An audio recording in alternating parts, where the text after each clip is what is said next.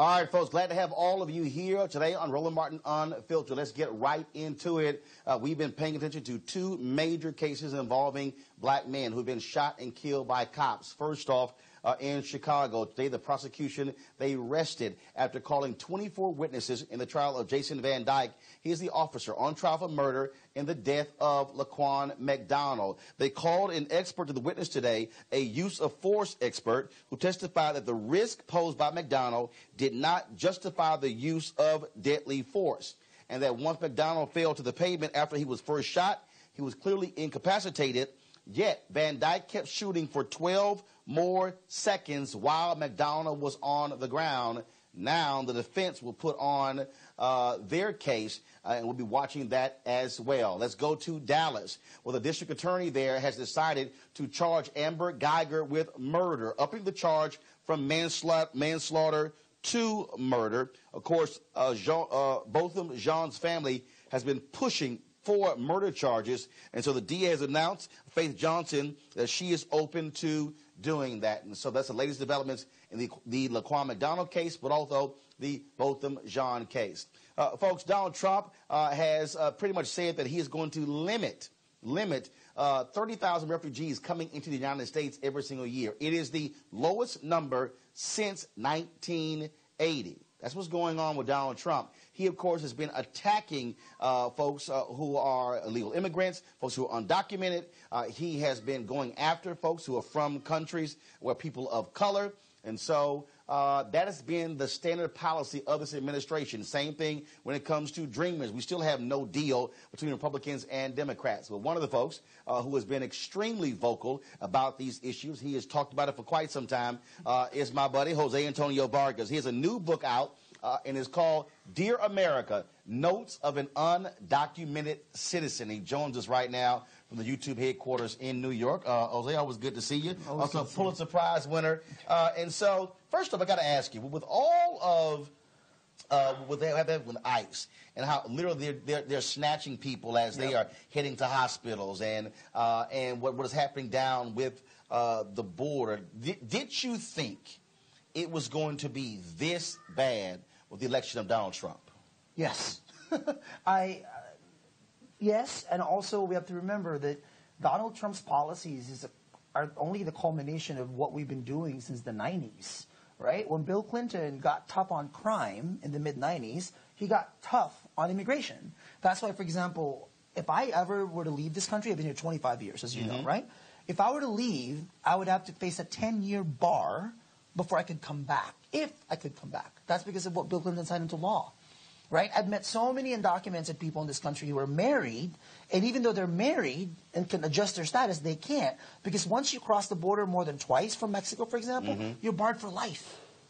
So these laws have been in place, and both Democrats and Republicans have been responsible for these nonsensical laws. So Trump just took advantage of all of that, and he is like the manifestation of all bad policies we've ever had on immigration.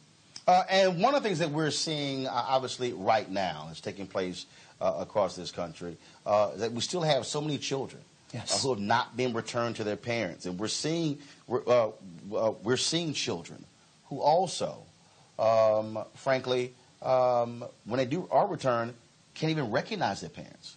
So actually, this is the thing about writing this book. Though, was the toughest was, you know, I haven't seen my mom since she sent me here when I was 12, so I haven't seen her for 25 years.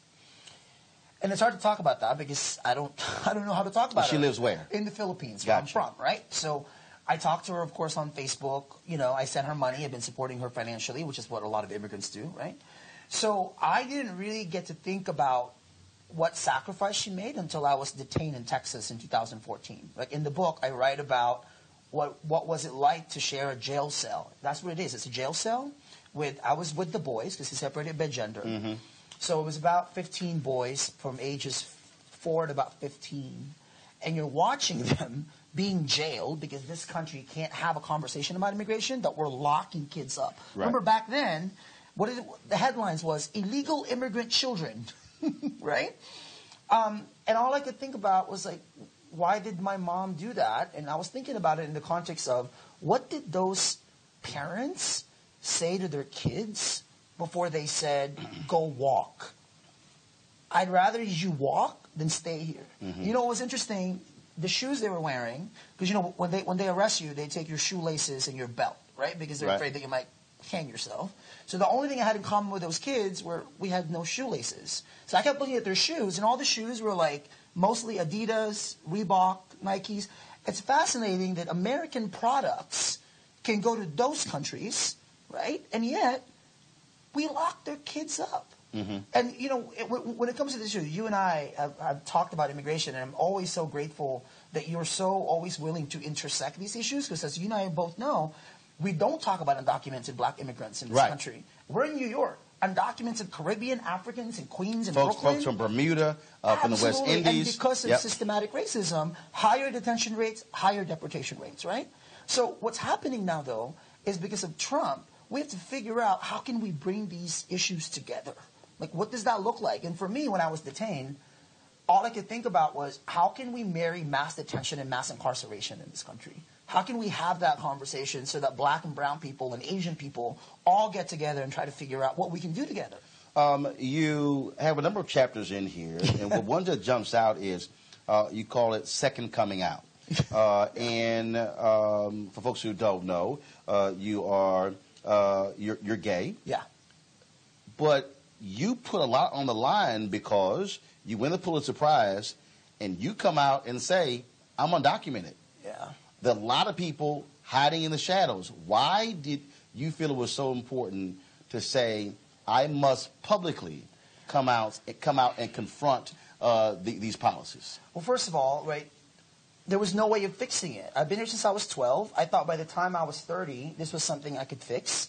But there was no fixing it. Like, there's no path for someone like me, as connected as I am, as good of a resume I have, there's no path for someone like me to get, quote-unquote, legal. So when I started talking to lawyers, 20 lawyers, all of them said, you cannot publicly say that you've been committing fraud and breaking laws. The moment they kept saying that, you know what I kept thinking about? Actually, this is in the book, Toni Morrison. The moment I realized that it was against the law for me to stay here, you know, if it wasn't kind of understanding and reading what James Baldwin, the title actually is an allusion to Notes of a Native Son. I mean, that book like woke me up when I was in high school. And this idea that the master narrative of not just America, but the way we talk about immigration in this country, about people thinking that for some people I'm quote-unquote illegal, I'm a criminal. Well, wait a second. Who created the laws? Why are the laws the way that they are? You know, the title of the book is Citizen, right? Like, you cannot separate who we consider citizens of this country with what we consider legal in this country. And you've been paying a couple of taxes. Okay, I have paid so much taxes, I should be a Republican. Right? I'm happy to pay the taxes because you know why? I love public schools. I'm a product of public schools. Actually, this is how crazy it is. A few months ago, they're naming an elementary school after me. Where I grew up in Mountain View, which is pretty crazy. Wow. It's a public school. Then I met the principal, Dr. Mike Jones, a black educator from Virginia. I love that. Like, the principal of Jose Antonio Vargas Elementary School is this African-American man who grew up in Virginia. And how we're going to educate those kindergarten to fifth graders. How we talk to them about immigration and race and identity and who constructs power and legality in this country. Like, look, they can deport me all they want. I mean, they can deport me by just being here. But Jose Antonio Vargas is going to be there right in Mountain View, not too far from Google. Folks, the book is called Dear America, Notes of an Undocumented Citizen. Of course, I know you have to go to an event. We're going to have a longer conversation when we get to D.C. Thanks for everything. But I certainly appreciate it. Congratulations on the book. Thank you. And tell all hello at your event you're going to at 7 o'clock. Yeah, I will do that. Tell Maria in the host I said what's up. Absolutely. All right, folks. Again, be sure to get Jose's book. Jose, thank you so very much. Folks, we talk about the response of this president when it comes to people of color, and what took place in Puerto Rico is an absolute travesty. A year ago, Hurricane Maria devastated Puerto Rico, but it also devastated the U.S. Virgin Islands. Joining us right now from the U.S. Virgin Islands is Congresswoman Stacy Plaskett. She represents the Virgin Islands in the United States Congress. Congresswoman, how you doing? I'm doing great. Thanks for having me this evening. We did not want to ignore what happened in the Virgin Islands. Of course, we often had you on, had others from there, what took place last year. Give us a sense where where does the island stand today? There was so much devastation to the airport, to the tourist industry. Have you completely recovered? If you had to put a percentage on it, exactly how far have you come back? Well, you know, we were struck by two hurricanes, both Irma and Maria, while they were Category 5 hurricanes. There's been no other place in the United States that has been hit by two Category 5 hurricanes. One was September 6th, and then the other, of course, September 20th. But during that time that happened, we lost much of our infrastructure. 17 of our 31 schools had 50% or more damage. 9 of them were absolutely destroyed. Both of our main hospitals had 50% capacity taken out of them. And so what's really happening now in the Virgin Islands is that we're just beginning to do that recovery. Of course, our utility system is backed up, but much of our vital infrastructure still leaves a lot to be desired. So, Roland, for the last year, our children were in school for only 4 hours a day in public schools because they had to share school facilities. And this year, when our governor tried to bring the schools back up online, that was not possible. So there's a percentage of our students who are not in school as yet, and those who are facing conditions that should not be for American children. We have children who are sitting on milk crates in the first week of school, sitting on the desk, libraries with no books in them because the supplies are not there. Our hospitals are still not 100%. Most of the individuals who are on dialysis or need inpatient have to do so outside of the Virgin Islands. So there's a lot of work to be done. Congress did an amazing job of appropriating the right amount of money to be able, and also recognizing that there had been underfunding for so many years in Puerto Rico and the Virgin Islands, which necessitated them giving us additional funding to harden our systems and to create resilience. But now what we're facing, Roland, and I'm glad here to show you, is that this administration is slow walking the money. They're putting stipulations on there that Congress did not intend. And so we're having a much slower recovery than we should be. Folks in the control room, please let me know. Talk to Anthony. Can you actually hear me? Have we lost audio here? But also, I know I can't hear her. Okay, so guys, please let me know how we can get the Congresswoman back. I have absolutely no audio from our control room or from the Congresswoman. Okay, Congresswoman, can you hear me now? Yes. Okay, there we go. I think so. We got you back here. And so one of the things that I really want to focus on, obviously, so much of your economy is tourism. What more do you need from the federal government? Are you still in need from private industry as well? Give me a sense of that. Well, unfortunately, we do rely mostly on tourism. We had an oil refinery that closed in 2012 that drove our unemployment up to 18%.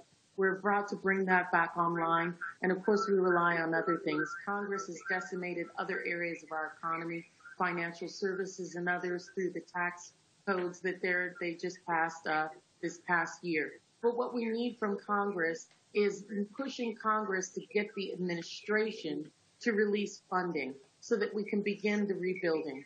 A lot of our hotels are waiting for some discussions with the federal government to get tax incentive, tax credits to be able to do the rebuilding. We've lost more than half of our hotel stock, and that's really hurtful to us, as well as the erosion to our beach, trying to get releases for Army Corps to facilitate beach cleanups and re-putting more sand back down in many of the areas to make this a pristine area again. But Roland, the real concern of everyday Virgin Islanders is for our hospital and our schools to get back up so that we can bring our elders and those who are sick back on island, have substantial health care so the Virgin Islanders feel safe, and that our children can be in facilities which are conducive to learning, so that our teachers can have desks, can have chairs, that there are books again in our libraries for our children to learn. Any particular thing that you want from Black America? What kind of outreach have you seen from organizations? What can the average citizen do to assist the Virgin Islands to get back on its feet? Well, in having you be an advocate for us, There have been so many from the Black Caucus as well as the Democratic Caucus who have been retweeting this year because so many in the media focus on whatever Trump puts out in his latest tweet, being totally disrespectful to the people of Puerto Rico by talking about not counting the death toll that has been substantiated by independent verification. But what we want Black Americans to do is to tell them not to forget about the Virgin Islands, that our decimation from hurricanes was much more substantial than Puerto Rico in terms of the strength of the hurricanes and what it did to our basic infrastructure, and saying not to forget. Roland, remember that this president has disrespected us completely. He has never visited the Virgin Islands after our hurricanes. He's gone everywhere. He invited our governor to come and visit him on an aircraft carrier outside of Puerto Rico, but didn't think we were important enough to come and visit our shores. We have veterans here, people who have made the ultimate sacrifice. We've been a part of this country in 2017, 100 years. We're Americans, and we don't want to be treated as second-class citizens. And we're asking people of color, people of conscience, to support us and to say, don't forget the Virgin Islands. We're Americans, too. All right, Congresswoman Stacy Plaskett, we certainly appreciate it. Thank you so very much, and certainly give our thoughts and prayers to everyone down there in the Virgin Islands, and we hope to see you soon. Thank you so much. Take care. All right, folks. It's going to be a huge battle on Monday on Capitol Hill, where you're going to have conflicting testimony. A woman who accuses Supreme Court nominee Judge Brett Kavanaugh of attempting to rape her. He absolutely denies it. It has been a wild week in Washington, D.C., where she initially said that she wanted to testify. Then she said that there should be an FBI investigation. Well, over the last 24 hours, we've had lots of things actually happening back and forth. And so, as a result, we expect her to now testify on Monday. But other witnesses will not be allowed to testify. Chuck Grassley, of course, he is the chair of the Senate Judiciary Committee.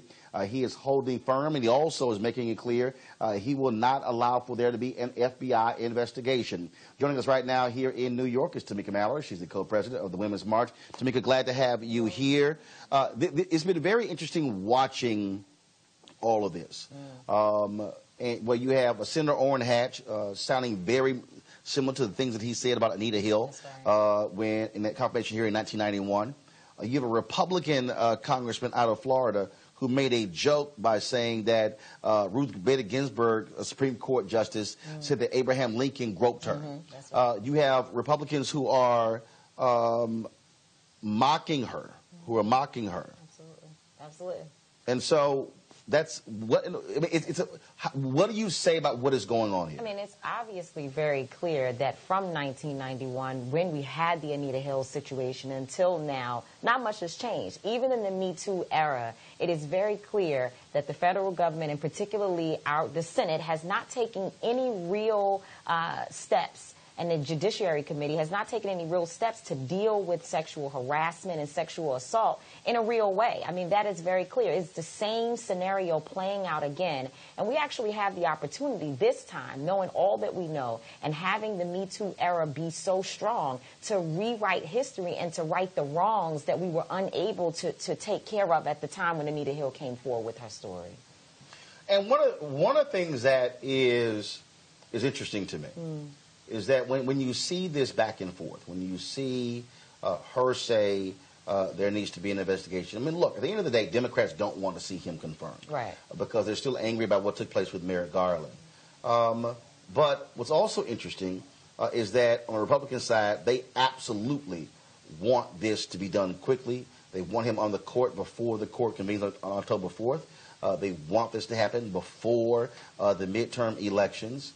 And the White House makes it clear they're not going to pull his name. Absolutely. And they're willing to do it at all costs. They do not even care. And they've been clear about that. First of all, let's be clear. Yes, Dr. Ford, we believe her. And this particular situation is extremely serious. And we believe as women and just as, good moral citizens that she should be heard and that there should be a federal FBI investigation. And that what's happening right now is borderline criminal. So that's one thing. But also, we were already, Women's March and other groups, really Women's March leading there at the Senate hearings, protesting already, because we know that this particular candidate, while we don't know a lot about Kavanaugh, we do know that in every instance where he showed up in a place that is in reference to, I guess, being on the right side of history, it hasn't been good. He has sided with corporations and institutions over people and workers.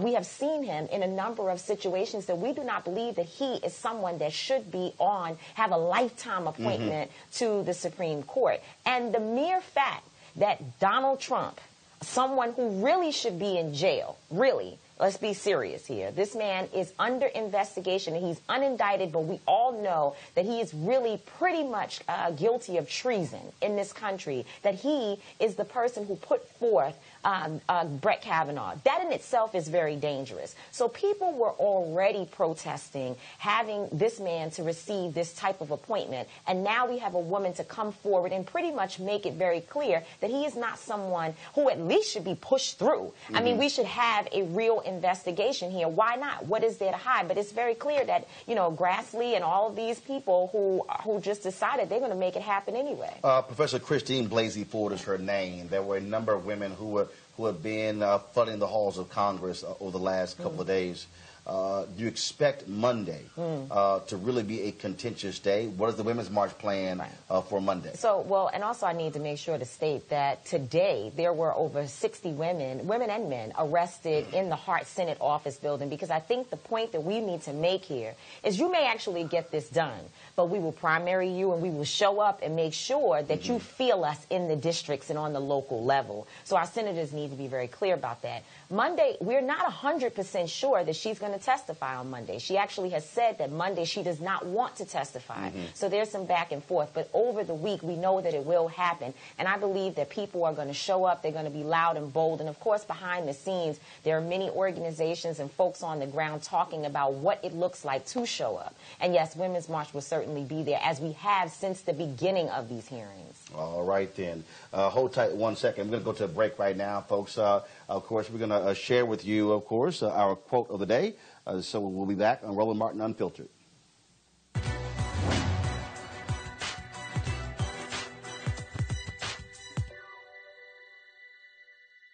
Blackness is no longer in color. It is an attitude. Comedian and activist Dick Gregory.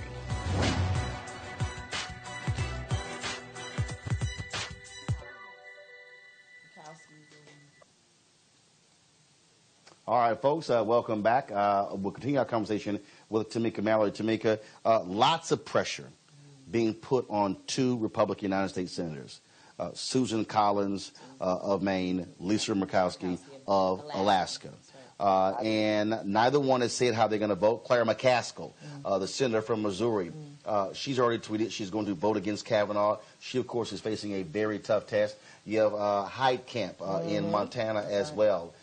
Doug Jones in Alabama. There was a lot of talk Saturday night at the Congressional Black Caucus Foundation dinner as to how he was going to vote, and a lot of black folks said they are concerned as to that he may decide to vote for Kavanaugh on full well to appease conservatives in his state. I think that would be very foolish of him. I think that he ought to know who put him in that position. And if he does that, he will definitely pay the consequences and repercussions of that. I mean, I think the reality, Roland, is that we have to be very serious at this point. We as voters, we as American citizens, we have to understand that the Republicans, they actually have the power at this point. And they could, in fact, get it done.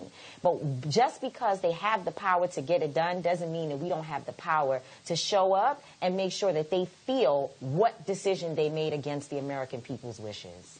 And what type of things are you doing?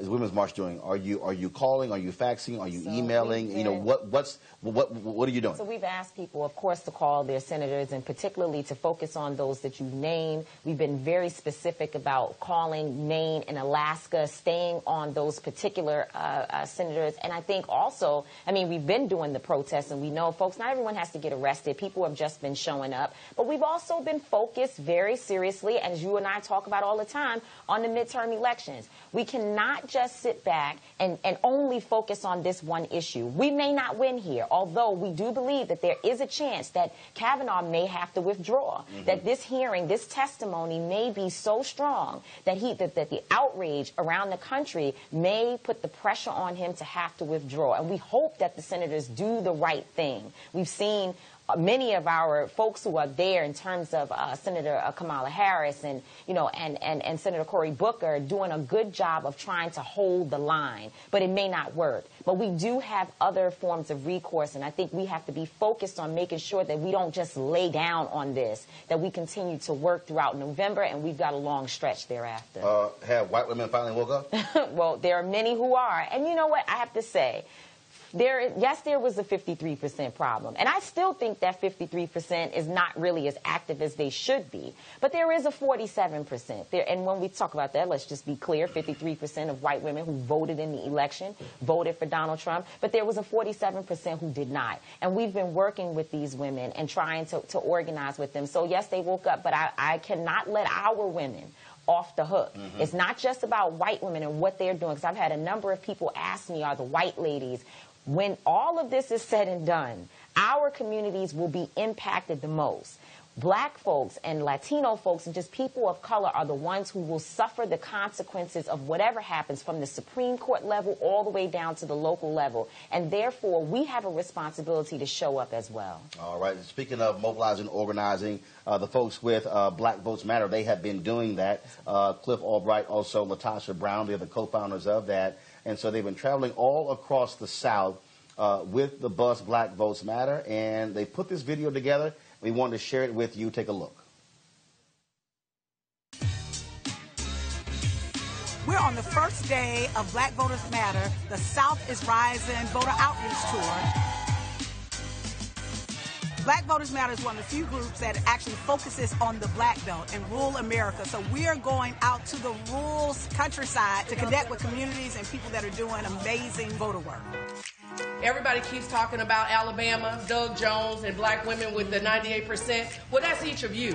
It just took the country time to know what you do every day. We want to work in coalition with you all and with groups that are organized. Organize yourself. The bottom line is sometimes it is our belief that is stopping us, right? And not believing in our own power. The power is us. Ain't nobody giving us nothing. We don't need anybody to give us nothing. We got everything we need. We have a record number of women who are running to lead our communities, and I just believe that it's the right time. I believe that people are hungry for change.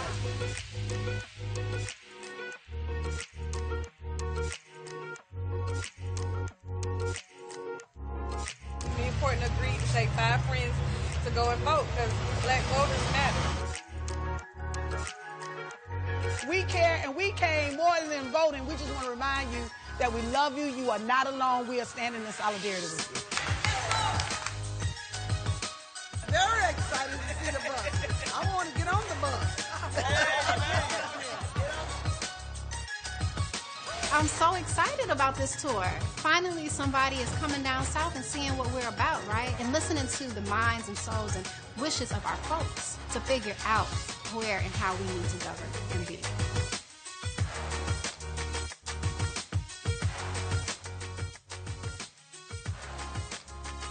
Our voice matters and we count, and we're going to make it known that the black vote made the difference.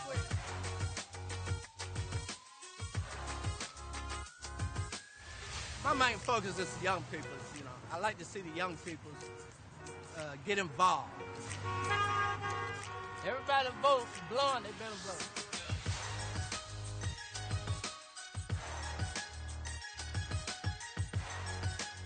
We have a team over at the college that's doing a knock and drag. They're going to dorms, they're sweeping the dorms, they're putting them on vans, and they're actually bringing them over here to vote. North Florida, sometimes we say South Georgia, South Alabama, but North Florida got it going on, and we just want to support and help amplify the messages. We think that the way that you end voter suppression is that we've got to support the people on the front lines that are doing the work to stop it. But it really is about the future of this nation and the future of how we're going to go forward around making sure that every single person has access to the ballot.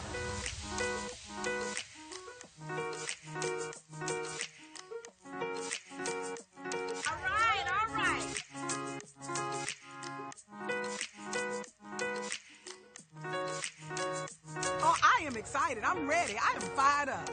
I am fired up.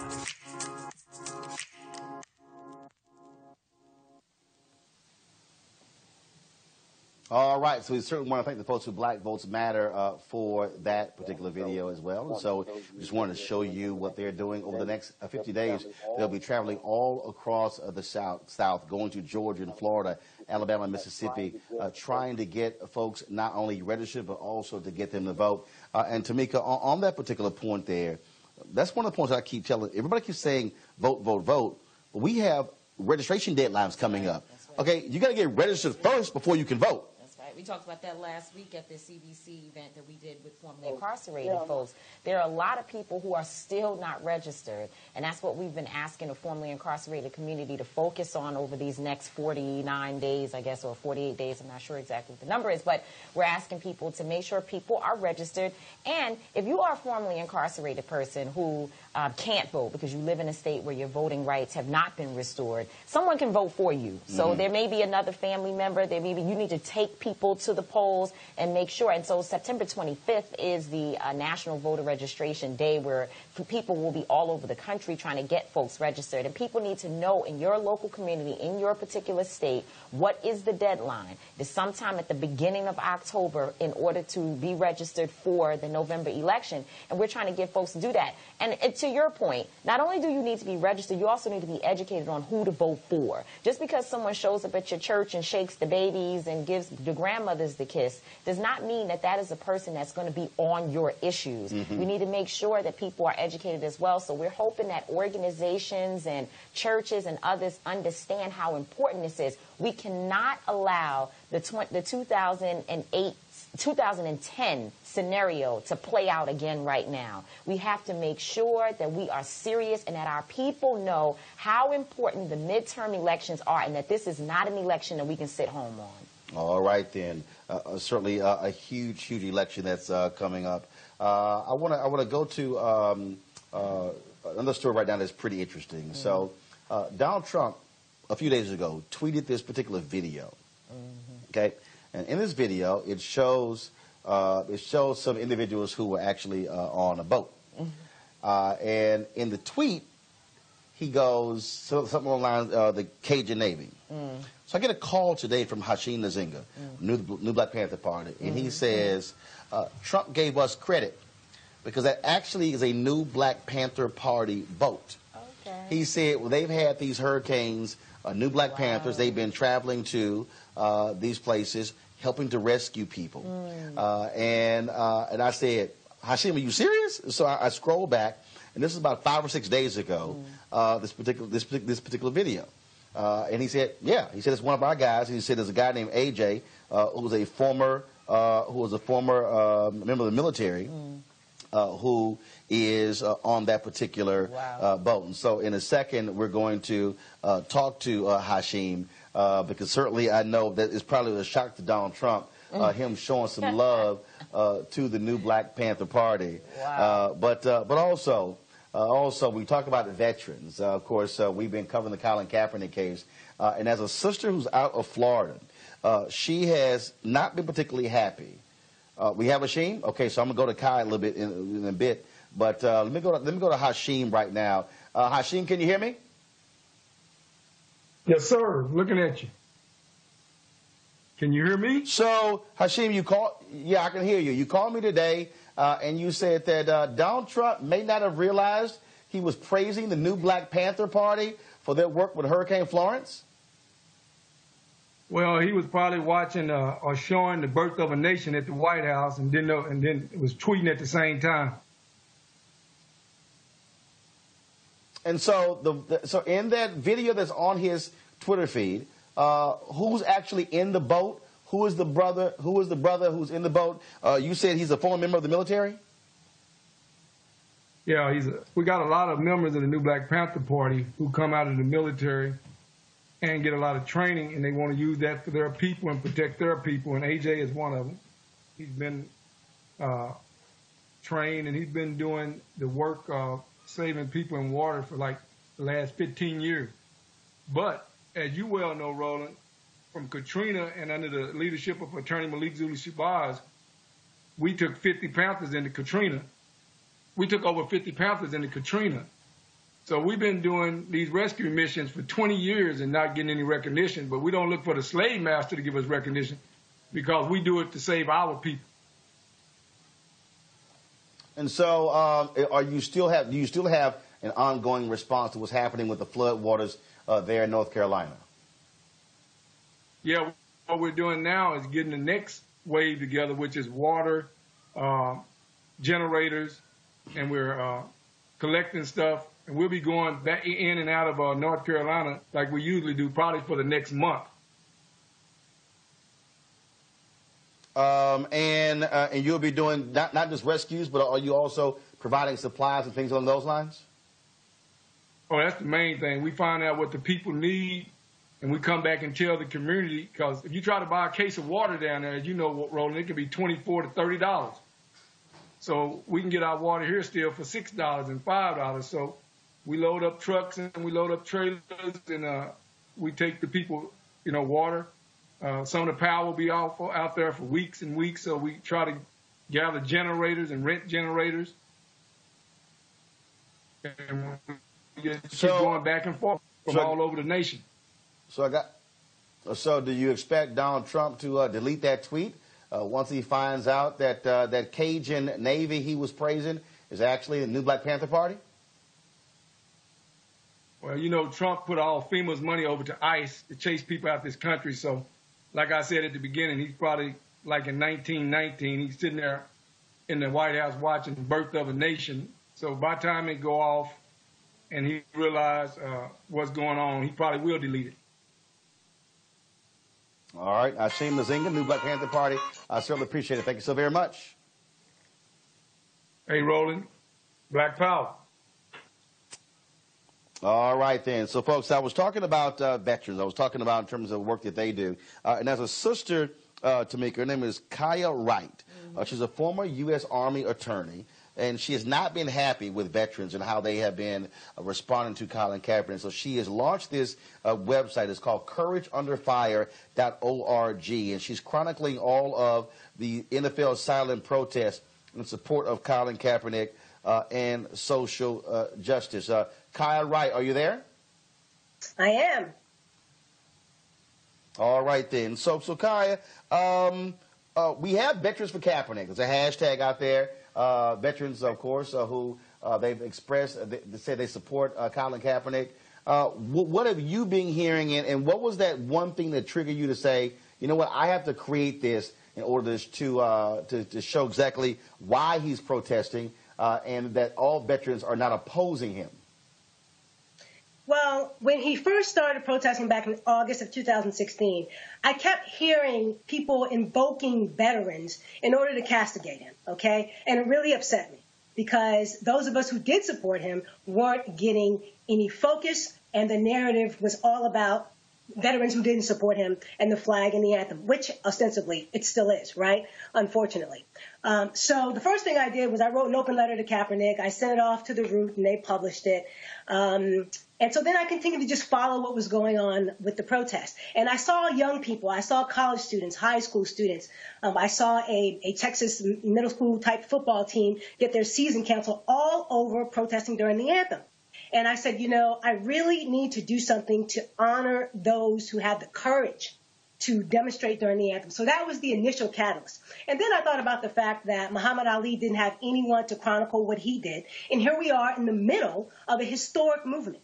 So I wanted to chronicle this movement. That was the second purpose. And then I wanted to provide analysis and discourse to encourage those who might be on the fence about protesting. We've seen what happened to Kaepernick. We've seen what's now happening to Eric Reed.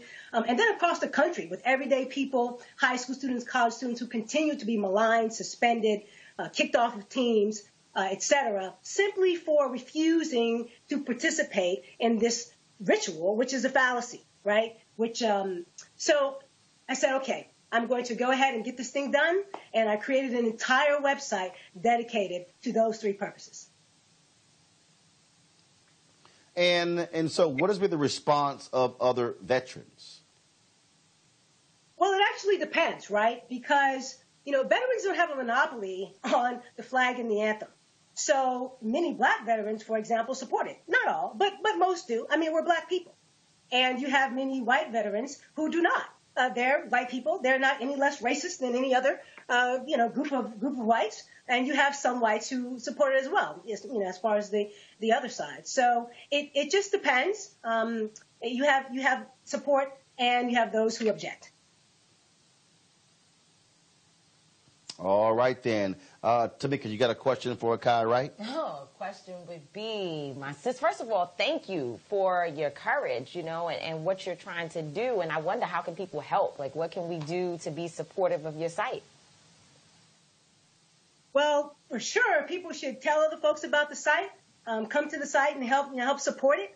I really want to get the word out there. It is the most accurate, most comprehensive resource there is on the protests. I mean, I track all of the protests, college, high school, professional, and every week, during the preseason and the last 2 weeks, I'm not watching any games. Okay, my boycott is strong, but I do follow all the protest news. And every one of these major outlets, they have hundreds, thousands, whatever of people, and it's just me by myself, and their information is inaccurate. They have the wrong number of protests. Etc. So I would say, donate to the site, tell other folks about the site, tell some of the players about the site. I want them to know that there is this resource there that supports them. And not only that, other folks just across the country are like, hey, I'm not sure if I want to do this. Come to the site. Check it out. Lots of great information there, all the statutes, everything. A one-stop shop for everything National Anthem protest. All right, then. Kai Wright, go ahead. Kai is going to go back to something else. All right, Kai Wright, we appreciate it. Thank you so very much.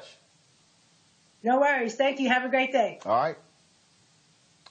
Thanks a bunch. What are you going to say? I was just going to say, similar to how we can help Kaya, the same thing with the new Black Panther Party. We are so quick to invest our money in the Red Cross and these major organizations when we see disaster hit. But the local folks, the people with grassroots organizations and those people who actually come from the communities, we need to support. Mm-hmm. So hopefully we learn that from, this issue. Maybe he did, Donald Trump, with all of his ways, he uplifted our ability to see a local grassroots effort to help save our people. All right, then. Well, Tamika, we certainly appreciate it. Thanks for joining us. Always good to see you. All right. All right, thanks a bunch. All right, folks, I'm going to go to a break right now. We're going to show you, of course, how you can actually watch the show. And so then I'll come back on Roland Martin Unfiltered. And I have a quick conversation here with Mark Thompson, the Sirius XM radio show host. Of course, Make It Plain. We'll be back. Roland Martin Unfiltered in just a moment.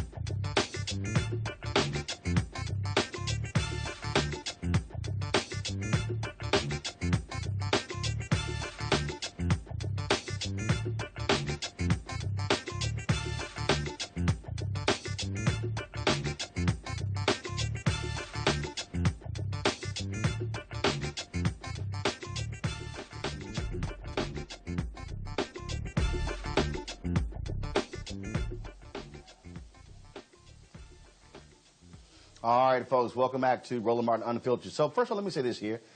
We apparently had some serious technical difficulties with being able to live stream on our Facebook page. I don't know why. And I think also we have some issues in our YouTube channel. And so Periscope has been going just fine. And so we appreciate the folks who have been watching. We're going to try to figure out what in the world is happening. We were broadcasting from this facility a few weeks ago, a month ago, when I interviewed Spike Lee, and we had no issues whatsoever. And so we'll try to figure out exactly what's wrong. And, of course, you can always see the show on video on demand as soon as the show is over. And, of course, we'll be restreaming the show at 10 p.m., 2 a.m., 6 a.m. and 10 a.m. as well, and we just showed that.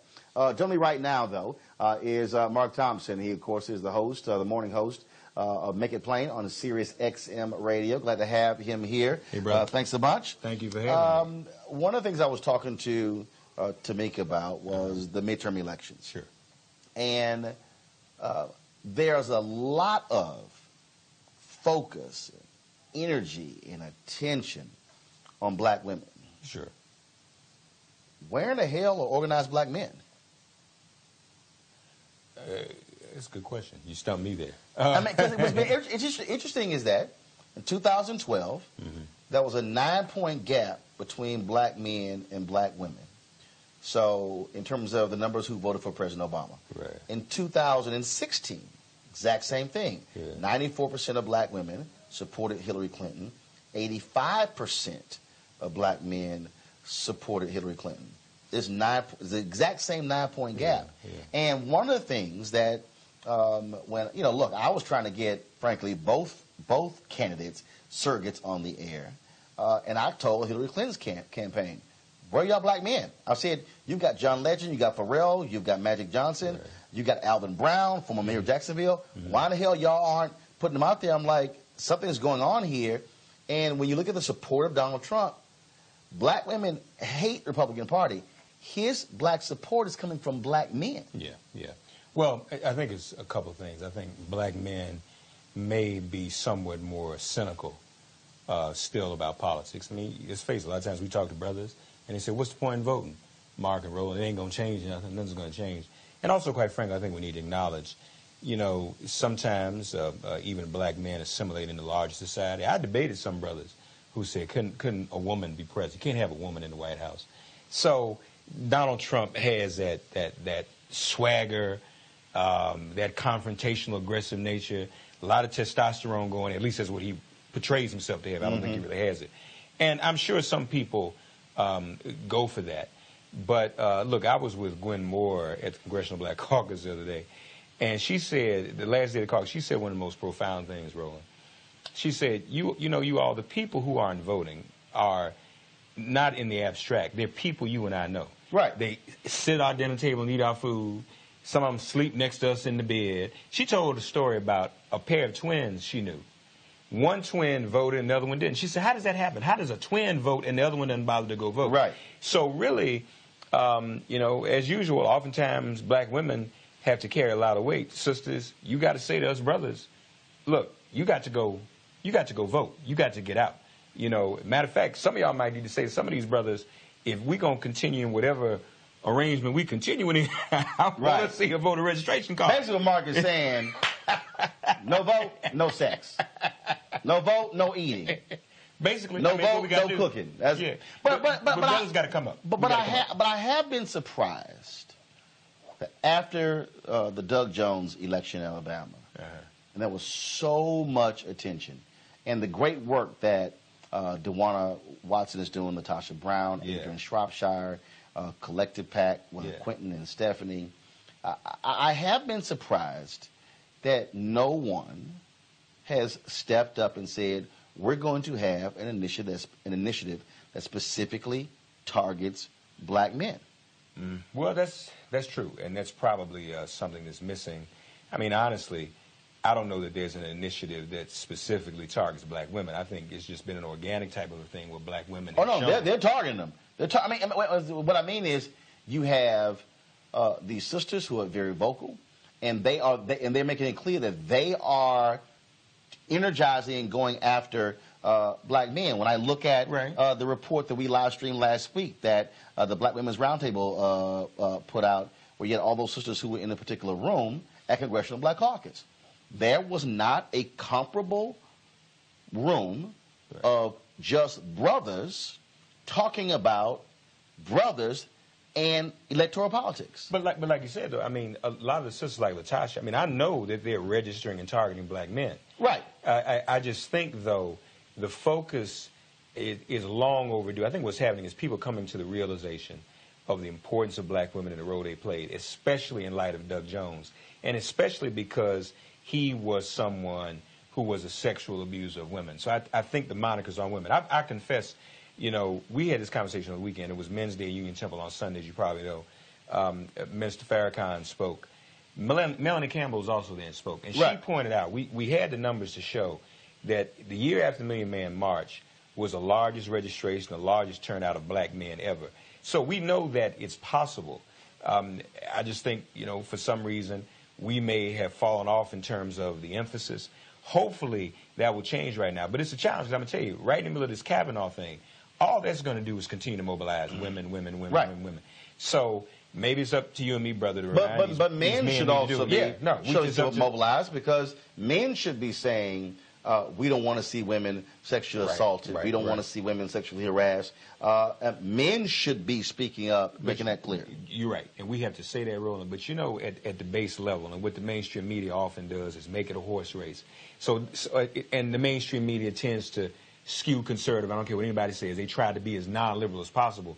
So they'll paint a picture as if this is a battle between the sexes or a man versus a woman thing. And even some of us get confused and think, well, if a woman can say that about Kavanaugh or somebody else, what if a woman says that about me and is lying? The important thing to do is not for any one of us to personalize. First of all, we know what we have and have not done.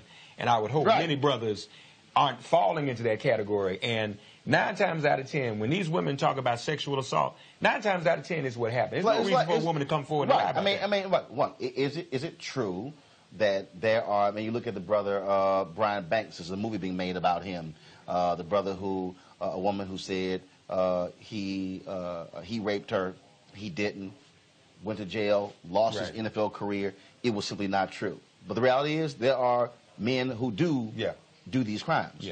And the point that I made, or I always make, is somebody wants to accuse me of that, oh, hell, we're going to have a hearing. Oh, it's going to be public. And I'll be there on time. Because my deal is, I know I've never done anything along those lines. And if you want to go there, see, that's where personal integrity comes in. But yeah, when you hear men say, well, you know, I'm not so sure, but they're in denial about even their own sisters and nieces and mothers who actually have had to experience that. Well, but I would take it this way, particularly since we're talking about black men. As you just mentioned, Brian Banks and others, there's a history of black men being falsely charged with sexual assault and being lynched for it. All right? This is why it's important for us to vote, for all black men to vote. In this particular case, you have a larger number, proliferation of white men. White women are finally coming out and charging white men for a change. And we ought to want those white men held accountable, because we were executed and lynched and didn't even do anything. In 99% of these cases, this is a white woman trying to cover herself or claim something that happened that didn't happen to, you know, appease her husband or what have you. But for these white men, then they deserve whatever scrutiny they're getting for a change, and we ought to be there to support these women and vote them out of office. All right, then. Mark Thompson, I really appreciate it, man. Thank you so very much. New York, brother. You know, I left if I'm missing the Yankee-Red Sox game up at the stadium. I appreciate it, brother. I appreciate it. All right, folks, time for my commentary. 2 days ago, former Chicago police commander Jon Burge died at the age of 70. I tweeted last night that Satan is welcoming him with open arms to hell. Why am I saying that? Because Jon Burge was an evil son of a bitch. Jon Burge was a man who led the torture of black men, who beat confessions out of black men, sent black men to prison who did not commit crimes. But if you want to understand how sadistic these police unions are and how they support their own, this is what was said about Jon Burge by an individual who, of course, was with the union. This is the former Fraternal Order of Police president, Dean Angelou. He told the Chicago Sun-Times that Jon Burge was treated unfairly. Quote, Jon Burge put a lot of bad guys in prison. You know, people picked a career apart that was considered for a long time to be an honorable career and a very effective career. Now, I don't know that Jon Burge got a fair shake based on the years and years and years of service that he gave the city. But we'll have to wait and see how eventually that plays out in history, I guess. No, actually, we don't have to wait how it's going to play out in the history of Mr. Angelou, because the reality is Jon Burge was a thug who had a badge and a gun, a thug who ran a unit that beat prisoners with phone books, that attached cables to their testicles and shocked them, the same thing that he learned to do to torture people when he was in Vietnam. That is not an honorable man. To say that his career was picked over, the reality is this man sent black men to prison who did not commit crimes. The city of Chicago has had to spend millions of dollars on reparations, paying those men because of how they were tortured by Jon Burge. Jon Burge finally went to prison when he lied in a civil suit. Of course, was sentenced to 4.5 years in prison. He got out early and was placed on home confinement. But see, here's the issue. All those years when Chicago was being sued, the taxpayers were paying those lawyers. They were paying his pension. Jon Burge is a despicable man. Jon Burge is the kind of cop, he is the reason why people don't trust police in Chicago, because of how he behaved. And shame on this former head of the Fraternal Order of Police for speaking up for this man. I said it once and I say it again. Jon Burge went straight to hell because he was an evil man. He was an evil man, and Satan has one of his own now with him. Folks, don't forget, you can always watch Roland Martin Unfiltered every single day, 6 p.m. Eastern. We will live stream the show again at 10 p.m., 2 a.m., 6 a.m., and 10 a.m. We also want you also to support the show as well. Go to RolandMartinUnfiltered.com to join our Bring the Funk fan club. It is crucially important for us to support our own, to fund our own, because when it comes to our stories, there's no guarantee somebody else will tell our story. And I've always said we also must fund our freedom. And so, again, if we had some technical issues again on Facebook and YouTube, we're going to sort those things out. We'll have it all taken care of. You can watch the restream of this show a little bit later. For all the folks here in New York at YouTube's headquarters, thank you so very much for watching. I'll see you guys tomorrow, where we will be streaming live the unveiling of the statue of Alice Dunnigan, the first black woman to serve as a White House reporter. I don't know who else is going to be there, but Roland Martin Unfiltered will be there, live streaming the unveiling and also the program on her after. So the unveiling is tomorrow at 12:30 p.m. Eastern, and the program is going to be taking place at 1 p.m., and we'll have our cameras there, and we'll have some of that for tomorrow's show as well. Y'all take care. Have a great day. Holla!